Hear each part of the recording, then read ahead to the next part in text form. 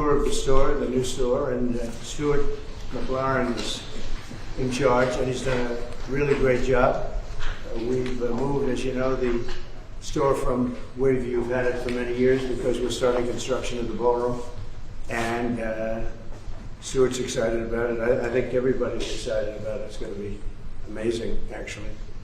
But that was where they had their store, so we had to move them out, and we're going to find them another location over there. But this is the store that recently opened. Stuart, would you like to say anything about the store?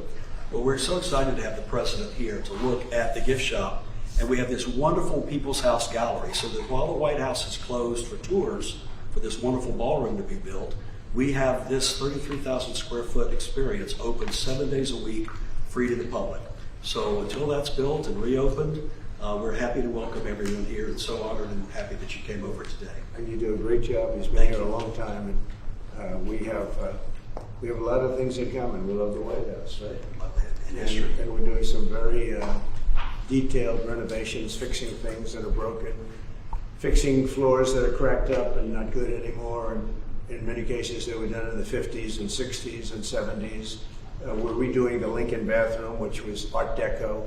Lincoln didn't have Art Deco around. It was Harry Truman days. It was a long time ago. I think it was Harry Truman that did it, right? But we're making it actually incredible. That'll be done in about a week, 2 weeks. We're making some great improvements in the White House. We're doing it with the money that I give, the salary that I give, and addition. I wish it was only the salary, okay? That would be nice. It was only the salary, but and the ballroom, as you know, is being donated. It's going to be a couple of $100 million at least, and it's going to be something. There won't be anything like it anywhere. We're also looking at doing something on the executive office building because it's such a beautiful building, but it doesn't look it. It's one of the most beautiful buildings anywhere in Washington. I think it's just incredible, but you have to get past the color because the stone they used was really bad color.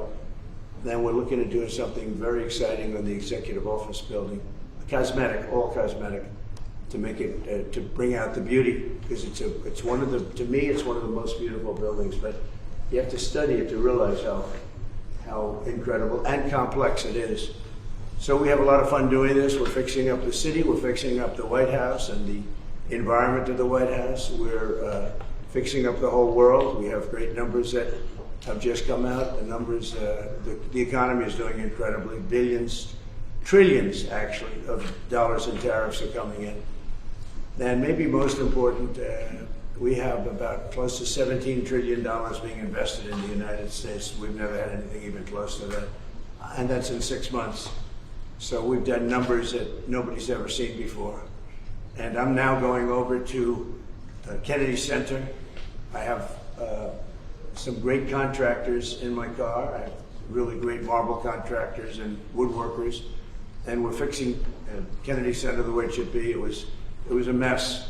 It's an absolute mess, and the bones are so great. They have marble that is so unbelievable, but it hasn't been polished and hasn't been grouted and hasn't been taken care of. And we're able to use most of it as opposed to taking it out. We're able to use it. You couldn't buy, actually it's marble that you couldn't buy. The slabs are so big, white, beautiful slabs. You couldn't buy it today. And we're renovating it. And Kennedy Center within a year will be unbelievable. I think it's got tremendous. We're painting the columns a different color. You know, it's got a fake gold. If you're going to use gold, gold. You know about gold. I love the gold. But if you don't use 24 karat gold, it doesn't look good. And there's never been a paint that imitates it. So we're going to be painting the columns probably a very good white, beautiful white. It'll look beautiful with the white marble behind it. The marble's all being renovated inside and out. So that's where I'm going right now. I have all the marble people with me, and we're going to do that with Kennedy Center. The interior of Kennedy Center is being totally done. The chairs are being replaced or renovated. The stages are being renovated fully. Very good stages, very good sound. They have great sound if you're lucky. Some opera houses, they spend a lot of time and money if it doesn't have good sound. It's like you're born a certain way. If an opera house opens up and it doesn't have good sound, you never make it good. They've tried. In New York, they had a problem, and they rip it apart every 5 years and try to make it good. But if it doesn't work, it doesn't work. This one the Kennedy Center has phenomenal sound. It's one of the big advantages. So we're going to make that fantastic. We have a great board of close to 40 people, and they're in love with it. They've made great contributions for it. And we'll have that, I think, within a year, the Kennedy Center will be finished. We have the awards coming up in December. We have great people being awarded, Sylvester Stallone and KISS, which is very unusual. KISS, they don't do that, but they do it here. And we have just, you saw Michael Crawford's going to get an award. It is really going to be very exciting. I'm going to be hosting, not that I want to host, I don't want to host, but they've asked me very strongly to host, so I'll host it. Like I hosted The Apprentice years ago, and we'll do a good job. And we have the awards, I guess, on December something, early in December, we have the awards. Will be on CBS on television. So I just wanted to thank you. Do you have any questions? President Trump, you going to fire Lisa Cook, the Fed governor, over her? Yeah, I'll fire her if she doesn't resign. What she did was bad. So I'll fire her if she doesn't resign. Mr. President, have you been briefed on the FBI raid of John Bolton? No, I don't know about it. I saw it on television this morning. I'm not a fan of John Bolton.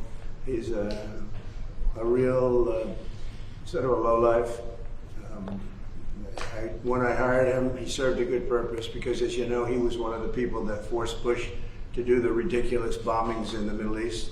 Bolton, he wants to always kill people, and he's very bad at what he does. But he worked out great for me because every time he doesn't talk, he's like a very quiet person, except on television. If he can say something bad about Trump, he'll always do that. But he really doesn't talk. He's quiet. And I'd walk into a room with him with a foreign country, and the foreign country would give me everything because they said, oh no, they're going to get blown up because John Bolton's there. He's not a smart guy, but he could be a very unpatriotic guy. I mean, we're going to find out. I know nothing about it. I just saw it this morning. They did a raid. Do you expect the DOJ to brief you on this? Yeah, they'll brief me, probably today sometime. And Foreign Minister I don't want to, I tell Pam and I tell the group, I don't want to know about it. Just, you have to do what you have to do. I don't want to know about it. It's not necessary. I could know about it. I could be the one starting it. I'm actually the chief law enforcement officer. But I feel that it's better this way. Foreign Minister Lavrov said no meeting is planned right now between Putin and Zelensky. Absent that meeting, what are the next steps in your view? Well, we'll see. We're going to see if Putin and Zelensky will be working together. It's like oil and vinegar, a little bit. They don't get along too well for obvious reasons, but we'll see. And then we'll see whether or not I would have to be there. I'd rather not. I'd rather have them have a meeting and see how they can do. But in the meantime, they continue to fight and they continue to kill people, which is very stupid because they're losing 7,000 people now. I used to tell you 5, now they're losing 7,000 people a day. 7,000 people a week. They're losing, think of that, they're losing 7,000 people on average a week, mostly soldiers. So we want to see if we can stop it. I've stopped 7 wars. I'd like to make this one I thought would have been in the middle of the pack in terms of difficulty, and it's turning out to be the most difficult. With the launching of the White House TikTok account, are you no longer concerned about privacy concerns or national security problems? I'm really not. I think it's highly overrated. So TikTok, as you know, I used TikTok in the campaign. Somebody gave me, we had TikTok Jack, a young guy named TikTok Jack. Then I won the young people by 36 points. No Republican ever wins the young people, and I won it by a lot. And I'm a fan of TikTok. My kids like TikTok. Young people love TikTok. If we can keep it going, good. And we're going to watch the security concerns. And we have buyers, American buyers. We have American buyers. And I haven't spoken to President Xi about it. At the right time when we're set, I'll do it. In the meantime, until the complexity of things work out, we just extend a little bit longer. But we have buyers. We have very substantial American buyers that want to buy it. President Trump, would you like Congress to give you more control over DC when they return from recess? Look, DC is a miracle what's happened. I mean, they can come up with fake numbers like the mayor's doing. Oh, no, it was going down for 20 years. You live here. You know, have you been mugged? Okay? DC was a hellhole, and now it's safe. And in fact, I put out this morning, I said, I hate to say this because it doesn't sound very good, but there have been no murders in DC in the last week. That's the first time anybody's memory that you haven't had a murder in a week. And I think the mayor has to get on the ball because we have a situation, and she's a nice woman, but I'll tell you what, she's got to get on the ball. We have, I don't want to see phony numbers. DC hit an all-time high last year of absolute total crime, and it continued pretty bad. And then we put some strength into it, got the numbers down a little bit, but we brought in the DC National Guard, and we coupled them with the police, and it has been amazing. I have friends that live here, people that work in the White House, but I have friends that live here. They're all going out to dinner now. They haven't gone out in years. One man, I told this story yesterday when we were with the police and with the National Guard. We had a great little celebration, brought them hamburgers, brought them pizza, but we were with them, and I told the story about one friend hasn't been out in 4 years to a restaurant, and now he's been out 4 nights in a row. He called me this morning, by the way. He said it's so safe. He feels like totally safe. He can walk. He's got a 10-block walk. He walks it. He wouldn't have walked those 10 blocks. He said it would be a chain of hell, he called it. He said it was just horrible. He had no chance of making it to the 10th block.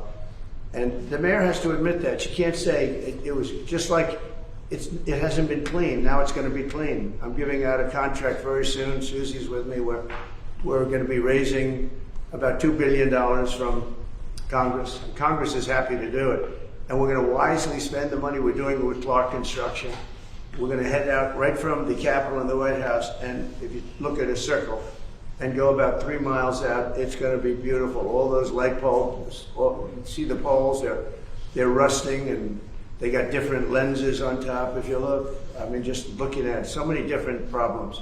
And we're going to have this place beautified within a period of 12 months. The streets are going to be retopped, not ripped up and rebuilt, and they're no good after they rebuild them because they start settling. We're going to take off the asphalt and put beautiful, well-done asphalt. You know, if you have a good asphalt worker, it's the greatest thing you can have, but there aren't too many of them. But I know all the good contractors. So this place will be beautified within a period of months. So it'll be safe and beautified. And then the big question is, how long do we stay? Because if we stay, we want to make sure it doesn't come back. So we have to take care of these criminals and get them out of here. We've collected hundreds of career criminals. These are career criminals. You're not going to teach them to be nice.